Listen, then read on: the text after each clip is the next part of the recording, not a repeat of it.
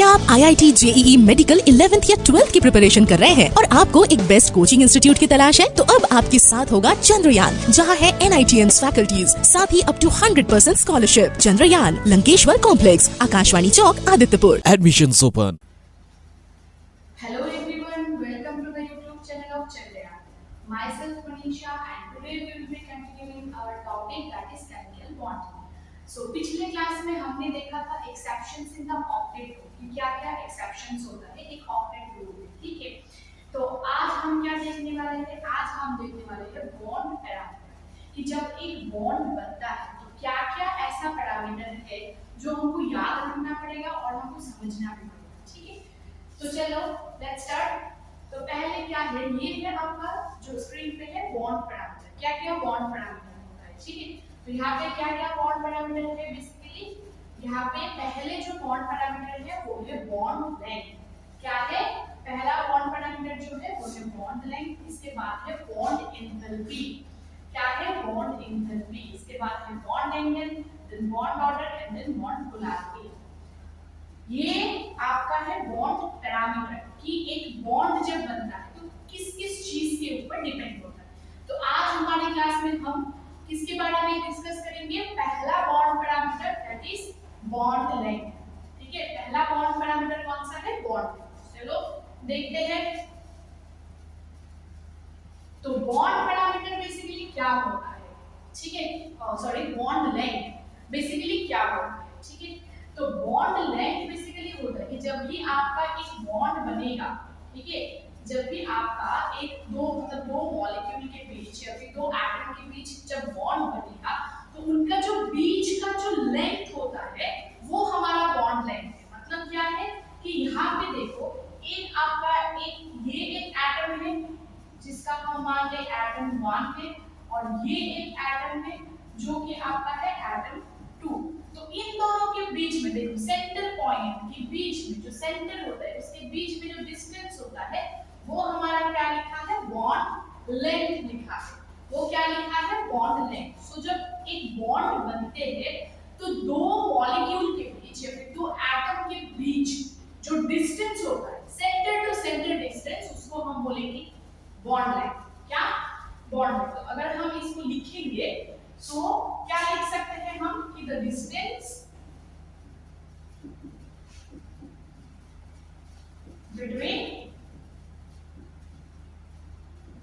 between the center of the two bonded atom, ठीक है? मतलब दो बॉन्डेड एटम के बीच में जो सेंटर होता है वो दो सेंटर के बीच में डिस्टेंस को हम क्या बोलेंगे? बॉन्ड लेंथ बोलेंगे। तो वो बॉन्ड लेंथ क्या होता है कि वो बॉन्ड लेंथ जो है वो मतलब जैसे कि हम जानते थे कि कोवलेंट बॉन्ड का क्या मतलब क्या क्या टाइप होता है? एक सिंगल बॉन्ड होता है, एक डबल बॉन्ड होता है, ट्रिपल बॉन्ड होता है, ठीक है? तो वो बॉन्ड लेंथ उसके जो सिंगल डबल ट्रिपल के मतलब हिसाब से भी चेंज होता रहता है, ठीक है? तो उसका एक कंपैरेटिव क्यूमुलेशन जैसे कि यहाँ पे है, यहाँ पे बॉन्ड लेंथ क्या दिया है? यहाँ पे क्या है कि एक होता है हाइड्रोजन, एक हाइड्रोजन और इस हाइड्रोजन के बीच में जो बॉन्ड है वो ये हाइड्रोजन एटम और दूसरा हाइड्रोजन एटम के बीच में जो सेंटर होता है उन दोनों के बीच में डिस्टेंस क्या है? 0.74 एंगस्ट्रॉम होता है, ठीक है? दो क्लोरीन के बीच में डिस्टेंस होता है 1.99 एंगस्ट्रॉम एंड H और Cl के बीच में डिस्टेंस होता है 1.27 एंगस्ट्रॉम। वो क्या है? Bond length. समझ आया बात? वो क्या है? Bond length. अब होता ये है कि जब जब एटम का साइज जैसे कि हमने देखा था कि क्लासिफिकेशंस ऑफ एलिमेंट्स में हमने क्या देखा कि टॉप टू बॉटम अगर आप एक पीरियोडिक टेबल के टॉप टू बॉटम जाओगे तो जो एटम होता है उसका साइज इंक्रीज होता जाता है क्योंकि न्यू शेल वहां पे ऐड होते जाते हैं और उस हिसाब से साइज भी बढ़ता जाता है। तो अगर एटम का साइज बड़ा होता है तो बॉन्ड लेंथ का क्या होता है?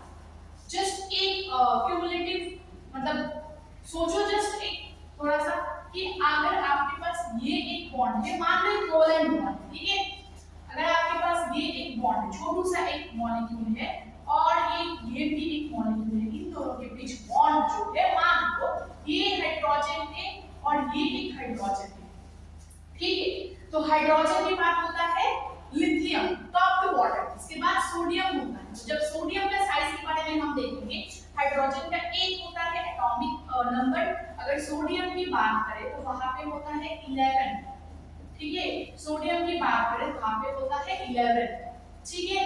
तो अगर हम सोडियम तो मतलब जैसे कि मॉलिक्यूल्स नहीं बनाते, अगर हम Li2 की बात करें, ठीक है, लिथियम की बात करें, लिथियम में कितना होता है 3, तो इसका थोड़ा सा बड़ा होगा, राइट, थोड़ा सा बड़ा होगा। तो जैसे जैसे आपका एटम का साइज बढ़ता जाएगा, उन दोनों के सेंटर के बीच में डिस्टेंस भी क्या होता जाएगा, बढ़ता जाएगा। तो उस हिसाब से बॉन्ड लेंथ जो है वो इंक्रीज होगा। इसका बॉन्ड लेंथ अगर x1 है, इसका बॉन्ड लेंथ अगर x2 है, तो x2 is greater than x1, जो कि यहाँ पे शो हुआ है। अच्छे से देखो, ये क्या है, हाइड्रोजन मॉलिक्यूल है H2, और ये क्या है, क्लोरीन मॉलिक्यूल है जो कि है Cl2। इन दोनों के बॉन्ड डिस्टेंस देखो, बॉन्ड लेंथ या बॉन्ड डिस्टेंस सेम होता है। क्या है, 0.74 है हाइड्रोजन की केस में और 1.9 एंगस्ट्रॉम है क्लोरीन की केस में, राइट। क्यों, क्योंकि क्लोरीन का होता है 70, हाइड्रोजन का होता है 1।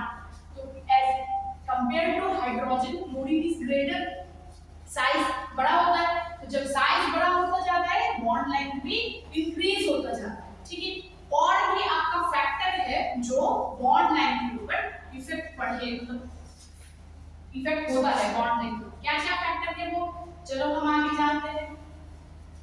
देखो, फैक्ट्स अबाउट बॉन्ड लेंथ, यहाँ पे लिखा है फैक्ट्स अबाउट बॉन्ड लेंथ, ठीक है। तो अगर आपके पास एक सिंगल बॉन्ड है, जैसे कि मान लो आपके पास हाइड्रोजन मॉलिक्यूल का है, वो क्या होता है, सिंगल बॉन्ड होता है, ठीक है। ठीक है, सिंगल बॉन्ड में कितना इलेक्ट्रॉन का शेयरिंग होता है, यहाँ पे एक इलेक्ट्रॉन और यहाँ पे एक इलेक्ट्रॉन, 2 इलेक्ट्रॉन का यहाँ पे शेयरिंग होता है। एक डबल बॉन्ड की सोचे, मान लो O2 मॉलिक्यूल, तो O2 मॉलिक्यूल के बीच में डबल बॉन्ड होता है। तो यहाँ पे एक इलेक्ट्रॉन, यहाँ पे एक इलेक्ट्रॉन, यहाँ पे एक इलेक्ट्रॉन, यहाँ पे एक इलेक्ट्रॉन, ठीक है। और एक ट्रिपल बॉन्ड के बारे में सोचे, चलो N2 के बारे में सोचते हैं।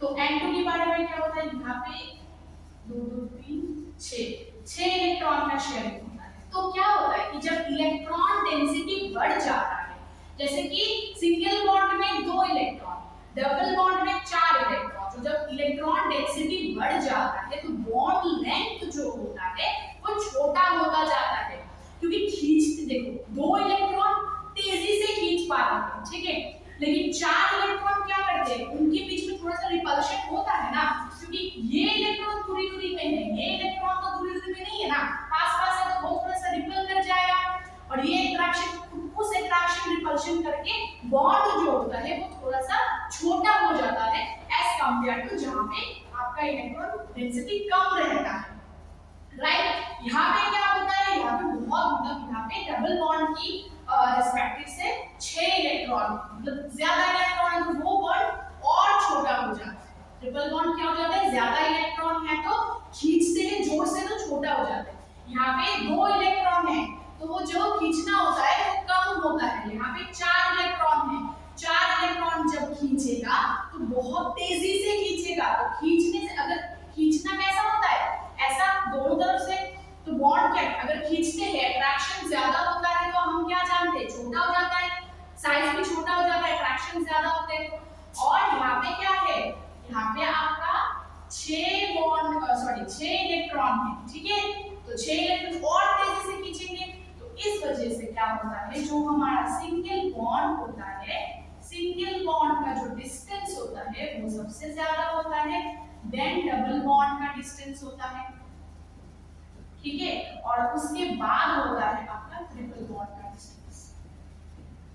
तो अगर आपको बोले कि बॉन्ड लेंथ के हिसाब से अरेंज करो सिंगल डबल ट्रिपल, ठीक है, तो सबसे बड़ा बॉन्ड लेंथ किसका होता है, सिंगल बॉन्ड का, देन डबल बॉन्ड का, देन ट्रिपल बॉन्ड का। देखो साइज में देखो, इसका जो रिप्रेजेंटेशन है बहुत बड़ा है, इसका थोड़ा सा छोटा, इसका और भी छोटा, ठीक है। तो ये है आपका सिंगल, डबल और ट्रिपल बॉन्ड की बात हम कर लिए, ठीक है। अब क्या आएगा, अब आएगा आपका बॉन्ड लेंथ में, पॉज करके लिख लेना, ठीक है। अब क्या आएगा आपका, जैसे कि कितना सारा बॉन्ड होता है, बहुत सारा बॉन्ड होता है, राइट।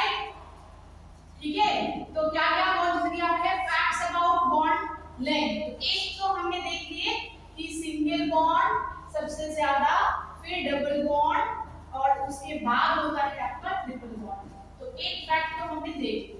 दूसरा फैक्ट क्या है? दूसरा फैक्ट है आपका कि मान लो आपके पास क्या है, दो इक्वल, जैसे कि मान लो हाइड्रोजन है और हाइड्रोजन है, ठीक है, इन दोनों के बीच में क्या है, बॉन्ड है। कैसा बॉन्ड है? कोवलेंट बॉन्ड है, दोनों सेम सेम एटम है। तो इसका जो सेंटर से डिस्टेंस होगा और इसका जो सेंटर से डिस्टेंस होगा वो क्या होगा, ये r1 अगर मान ले कि r1 है और ये r2 है, तो जो r1 is equals to r2 हो जाएगा, क्योंकि दोनों क्या है हमारा, दोनों हाइड्रोजन एटम है, दोनों सेम मतलब एलिमेंट है, तो साइज सेम होगा।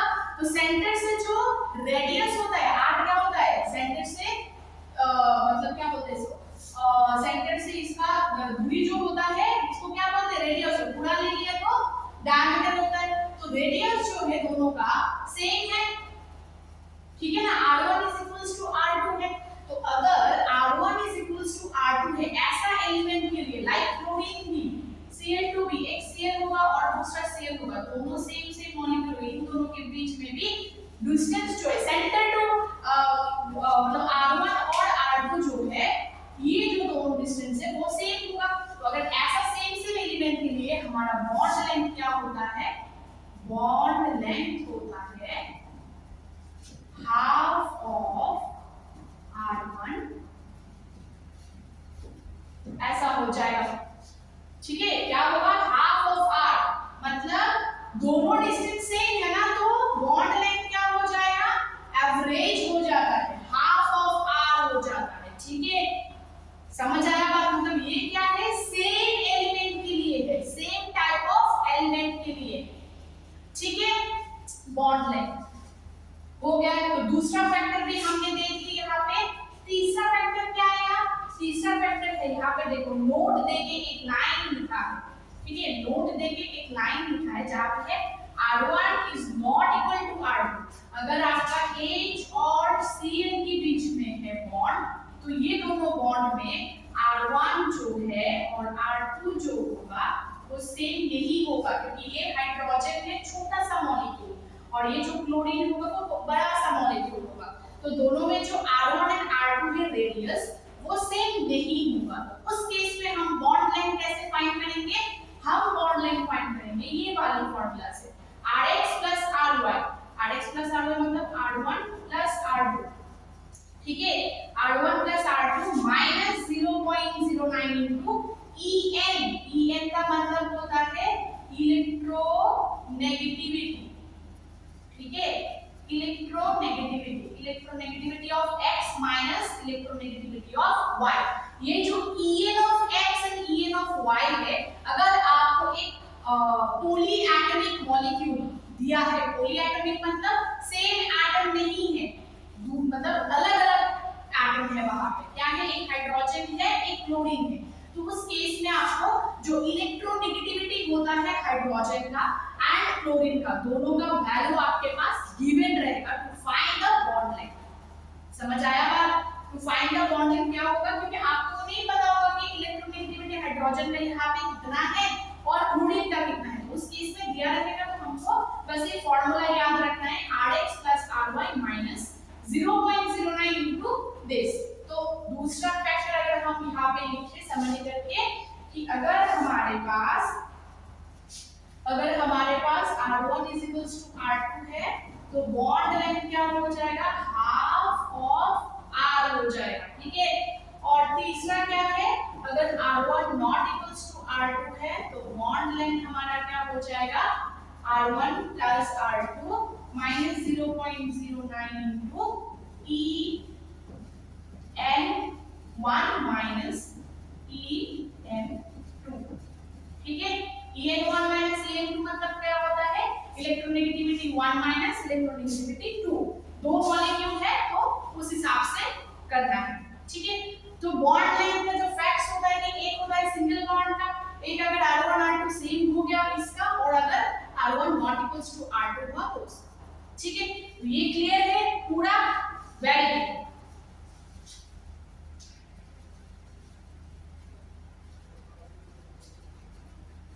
नेक्स्ट क्या है हमारा, नेक्स्ट है टाइप्स ऑफ बॉन्ड, ठीक है, क्या है, टाइप्स ऑफ बॉन्ड। बॉन्ड। यहाँ पे कितना टाइप्स का बॉन्ड होता है पहले मेरे को ये बताओ, कितना टाइप्स का बॉन्ड होता है?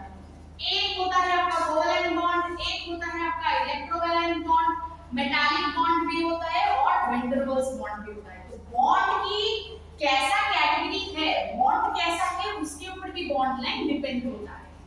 ठीक है, तो जो कोवैलेंट बॉन्ड होता है, जैसे कि हमारे यहाँ पे कोवैलेंट बॉन्ड कौन सा है, ये हाइड्रोजन मॉलिक्यूल का जो बॉन्ड है वो हमारे पास क्या है, कोवैलेंट बॉन्ड है। यहाँ पे जो NHF का बॉन्ड है वो क्या है, हमारा आयनिक बॉन्ड है। यहाँ पे जो एक सिचुएशंस दिया है वो एक वैन डर वाल्स बॉन्ड है और यहाँ पे जो सिचुएशंस दिया है वो आपका मेटालिक बॉन्ड है। ठीक है, तो चलो एक एक करके देखते हैं। पहले जो यहाँ पे चल रहा है वो पहले देखो। यहाँ पे जो मेटालिक बॉन्ड होता है, मेटालिक बॉन्ड आपका किसमें लिखा जाएगा, मेटालिक जो बॉन्ड है वो आपको मिलेगा जैसे कि वैन डर वाल्स बॉन्ड आपको कहाँ पे दिखने को मिलेगा, वैन डर वाल्स बॉन्ड मिलेगा आपको इनर गैस, नोबल गैस जो होता है उसमें नॉन बॉन्डेड सिचुएशन। देखो यहाँ पे जो वैन डर वाल्स बॉन्ड है, यहाँ पे क्या है कि वो ऐसी कोई बाउंड्री नहीं है कि जुड़ा हुआ है, वो नॉन बॉन्डेड कंडीशन है। नॉन बॉन्डेड मतलब बॉन्ड नहीं होता है, ठीक है, वैसे बस एक अट्रैक्शन फील होता है, वही वैन डर वाल्स बहुत वीक होता है वो वाला बॉन्ड। ठीक है, बस एक मान लो कि लेयर, एक लेयर से दूसरा लेयर का, लाइक ग्राफाइट का जो स्ट्रक्चर होता है, ग्राफाइट का स्ट्रक्चर में क्या होता है कि एक लेयर दूसरे लेयर से डॉटेड लाइन की जैसा, डॉटेड लाइन की द्वारा एक लेयर दूसरे लेयर के साथ बॉन्डेड सिचुएशन में है। ठीक है, तो वो जो बॉन्ड, वो जो एक अट्रैक्शन एक लेयर दूसरे लेयर की तरफ फील करता है उसको हम वैन डर वाल्स अट्रैक्शन बोलते हैं। ठीक है, तो वो वाला जो नॉन बॉन्डेड, कोई बाउंड्री नहीं है, कोई शेयरिंग नहीं है, कोई ट्रांसफर नहीं है, वैसा वाला बॉन्ड को हम बोलेंगे क्या बोलेंगे, van der Waals. Electrovalent bond या आयनिक बॉन्ड आपको पता है, जैसे कि यहाँ पे है सोडियम एंड फ्लोरीन के बीच में। ठीक है, वहां पे एक कैटायन होता है और एक एनायन होता है। जो कोवैलेंट बॉन्ड है वो आपके पास यहाँ पे दिया है हाइड्रोजन मॉलिक्यूल, वहां पे क्या होता है कि शेयरिंग ऑफ इलेक्ट्रॉन होता है। और जो मेटालिक बॉन्ड होता है वो मेटल के बीच में, क्रिस्टल स्ट्रक्चर के बीच में हमको देखने को मिलता है कि एक लेयर है, जैसे कि यहाँ पे है, देखो ये एक स्ट्रक्चर होता है जिसको हम एक क्रिस्टल फॉर्म, क्रिस्टलाइन स्ट्रक्चर बोलते हैं, क्रिस्टल स्ट्रक्चर बोलते हैं। मतलब क्या है कि मेटल का, मेटालिक मतलब कहां से आया, मेटल से, तो इसका एक डेफिनिट शेप एंड स्ट्रक्चर होते हैं। ठीक है, तो वो वाला जो मेटल के अंदर में एक एक पार्टिकल जो फील करता है, एक एक पार्टिकल एक दूसरे पार्टिकल्स के साथ, एक मेटल में, एक एलिमेंट में, एक एटम में बहुत सारा पार्टिकल होता है। ठीक है, तो एक दूसरे के साथ जो एक अट्रैक्शन, जो एक फील करता है उसको हम बोलेंगे मेटालिक बॉन्ड, जो कि होता है ऐसे। ठीक है, ऐसे मतलब क्यों ये है, क्योंकि ये जो एक क्रिस्टल स्ट्रक्चर है, अभी के लिए आपको वो बहुत सारा क्रिस्टल स्ट्रक्चर होता है, simple cubic, then BCC body center cubic, ऐसे बहुत सारा स्ट्रक्चर होते हैं। तो उस क्रिस्टल, एक क्रिस्टल स्ट्रक्चर मतलब होता है कि डेफिनेट शेप होता है उसका। तो उस शेप में एक पार्टिकल दूसरे पार्टिकल के तरफ जो एक अट्रैक्शन फील करते हैं वहां को, मतलब उसको क्या बोलते हैं हम, मेटालिक। ठीक है, तो इतना क्लियर है। अभी क्या देखते हैं हम, अभी देखते हैं कि ये जो आपका टाइप है, इस मतलब एक 4 टाइप का बॉन्ड होता है यहाँ पे, मेटालिक बॉन्ड हो गया, फिर आयनिक बॉन्ड, फिर कोवैलेंट बॉन्ड, फिर वैन डर वाल्स बॉन्ड। ठीक है, तो इस बॉन्ड में बॉन्ड लेंथ कैसे इफेक्ट करते हैं। ठीक है, तो बेसिकली अगर हम इसको सिंपल तरीके से देखें, ये वाला जो बॉन्ड है, जो मेटालिक बॉन्ड है, उसका जो शेप होता है, मतलब जो दो मेटल के शेप वो इक्वल होता है। ठीक है, मतलब ऐसा होगा, देखो दोनों वॉल्स जो है यहाँ पे पार्टिकल का शेप सेम है। ठीक है, मेटालिक और मेटल के अंदर होगा, मेटल के अंदर एक सेम तरीके का पार्टिकल आएगा, उसका साइज भी सेम होगा। तो यहाँ पे क्या है, सेम टाइप ऑफ वॉल है, तो ऐसे करके जुड़ा हुआ है। ये वाला पोर्शन जुड़ा नहीं हुआ है, तो ऐसे करके जुड़ा रहेगा। तो इसके सेंटर के बीच में जो R1 होगा और इसके सेंटर के बीच में जो R2 होगा, ये होगा इनका बॉन्ड डिस्टेंस। यहाँ से यहाँ तक जो होगा ये होगा इसका बॉन्ड डिस्टेंस या बॉन्ड लेंथ। ठीक है, क्या होगा, बॉन्ड लेंथ। ठीक है, देखो चारों में ड्रॉ कर रही हूँ। यहाँ पे क्या है, आयनिक बॉन्ड है। ठीक है, तो यहाँ पे आयनिक बॉन्ड में क्या होता है कि एक Na जो छोड़ने से क्या हो जाता है, इसका एक शेल गायब हो जाता है, हमने आयनिक बॉन्ड में देखा, और वो शेल जाके जुड़ जाता है फ्लोरीन पे या क्लोरीन पे, ठीक है। तो क्या होता है, जो एनायन होता है इलेक्ट्रॉन लेते तो उसका साइज बड़ा होता है, और जो कैटायन होता है उसका साइज छोटा होता है। तो यहाँ पे जो बॉन्ड बनेगा वो ऐसा होगा, एक Na और एक होगा आपका मतलब F का साइज ज्यादा है, Na का साइज कम होगा, तो इन दोनों के बीच में जो डिस्टेंस वो है आपका इसका बॉन्ड लेंथ, राइट। अब आप इसमें जो है कोवेलेंट बॉन्ड क्या है, दोनों हाइड्रोजन मॉलिक्यूल, ठीक है। यहाँ पे एक हाइड्रोजन मॉलिक्यूल और यहाँ पे एक हाइड्रोजन मॉलिक्यूल, मतलब कोवेलेंट बॉन्ड में क्या होता है, कोवेलेंट बॉन्ड में आपको शेयरिंग होता है, ठीक है। तो अगर शेयरिंग को रिप्रेजेंट करना चाहते हैं तो हम कैसे रिप्रेजेंट कर सकते हैं, ये हाइड्रोजन और ये हाइड्रोजन, तो इन दोनों के ये यहाँ पे सेंटर दो डिस्टेंस है, उसको हम बोलेंगे बॉन्ड लेंथ। तो ये वाला जगह कॉमन है इनका, यहाँ पे शेयरिंग हुआ है, राइट। और ये क्या है, नॉन बॉन्डेड सिचुएशन है, जो कि एक इनर्ट गैस है, नोबल गैस में हमको देखने को मिलता है, ठीक है। तो ये क्या है कि यहाँ पे एक मॉलिक्यूल होगा, यहाँ पे एक मॉलिक्यूल होगा, तो इसका यहाँ पे एक सेंटर, यहाँ पे एक सेंटर, नॉन बॉन्डेड, बॉन्डेड नहीं होगा, तो ये जो दो सेंटर के बीच में डिस्टेंस होगा वो होगा इसका बॉन्ड लेंथ, ठीक है।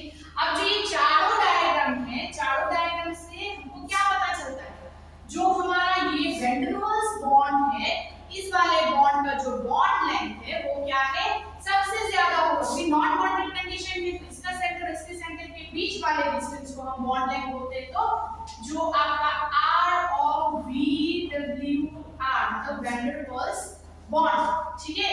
तो वैन डेर वाल्स बॉन्ड का जो रेडियस होता है वो सबसे ज्यादा होता है, मतलब इसका बॉन्ड लेंथ जो है वो सबसे ज्यादा होगा। देन सबसे ज्यादा किसका होगा, वैन डेर वाल्स बॉन्ड्स के बाद वाला जो होगा डिस्टेंस वो होगा आयनिक। देखो क्योंकि आयनिक में क्या होता है, एक आपका छोटा होता है, एक आपका बड़ा वाला मॉलिक्यूल होता है, तो जो बड़ा वाला मॉलिक्यूल है उसका तो रेडियस बढ़ जाता है, तो डिस्टेंस भी बढ़ गया, ठीक है। तो वैन डेर वाल्स के बाद आएगा आपके पास कौन सा, वैन डेर वाल्स के बाद आएगा आपके पास आयनिक बॉन्ड, मतलब आयनिक बॉन्ड। इसके बाद क्या आएगा, मेटालिक और आपका कोवेलेंट बचा। तो कोवेलेंट जो है इसके मतलब बीच में एक शेयरिंग वाला पॉइंट होता है, तो उसके रीजन से कम हो जाता है बॉन्ड लेंथ, क्योंकि शेयरिंग है तो छोटा, मतलब दोनों सेम एलिमेंट है तो छोटा हो जाएगा। दोनों अगर आपका डिफरेंट एलिमेंट भी होगा तो भी इन दोनों के बीच में शेयर वाला पोर्शन आता है, कॉमन वाला पोर्शन आता है, तो वहां पे क्या हो जाता है, डिस्टेंस छोटा हो जाएगा, क्योंकि वो जगह तो कॉमन हो गया, ठीक है ना। तो दोनों में से कौन सा होगा, ये दोनों देखो दोनों सेम, तो इसका डिस्टेंस ज्यादा है than that of covalent bond. तो मेटालिक बॉन्ड मतलब Rm हो जाएगा और इसके बाद होगा Rc कोवेलेंट बॉन्ड। तो ये होगा बॉन्ड डिस्टेंस या बॉन्ड लेंथ का trend of different kinds of bond. सबसे ज्यादा होगा वैन डेर वाल्स, क्योंकि ये नॉन बॉन्डेड कंडीशन में सबसे ज्यादा होगा, देखो इसका डिस्टेंस। देन आयनिक भी एक बड़ा है एक छोटा है, तो इसका डिस्टेंस इससे थोड़ा सा कम है। Than that of this two ionic bond is ज्यादा होता है, क्योंकि यहाँ पे दोनों इस पॉइंट पे जुड़ा रहता है, मेटालिक बॉन्ड भी इसलिए यहाँ पे जुड़ा नहीं रहता है, यहाँ पे एक छोटा और एक बड़ा होता है, तो उस हिसाब से आयनिक बॉन्ड ज्यादा होगा, ठीक है। इसके बाद आता है मेटालिक, क्योंकि मेटालिक में क्या होता है, कोई कॉमन ऐसा नहीं प्लेस रहता है, यहाँ पे जैसे कि एक और दूसरे के बीच में घुस जाता है, राइट, एक दूसरे के बीच में, इसमें क्या होता है एक दूसरे के बीच में घुस जाता है, तो सेंटर टू सेंटर डिस्टेंस कम हो जाता है, और यहाँ पे एक ऐसे तो दूसरा ऐसे रहता है, तो सेंटर टू सेंटर डिस्टेंस ज्यादा होता है, ठीक है। तो तीसरा आएगा मेटालिक और उसके लास्ट में आएगा कोवेलेंट। समझ आ गया, ठीक है। तो ये होता है पूरा डिस्क्रिप्शंस ऑफ बॉन्ड लेंथ। अगर कोई भी कंफ्यूजन रहा तो पूछो यहाँ पे कमेंट सेक्शन में, ठीक है। तो ये रहा trend of different kinds of bonds, ठीक है। क्या क्या, van der Waals, then ionic, then metallic, then covalent. और हमने क्या देखा, यहाँ पे देखा हमने फैक्टर्स, क्या क्या फैक्टर, सबसे बड़ा single bond, then double bond, then triple bond, ठीक है। ट्रिपल बॉन्ड सबसे छोटा होता है, क्योंकि वहां पे 6 इलेक्ट्रॉन का शेयरिंग होता है, तो खींचते तो छोटा हो जाता है, बॉन्ड छोटा हो जाता है, ठीक है। और क्या है, और क्या होता है, और हमने यहाँ पे क्या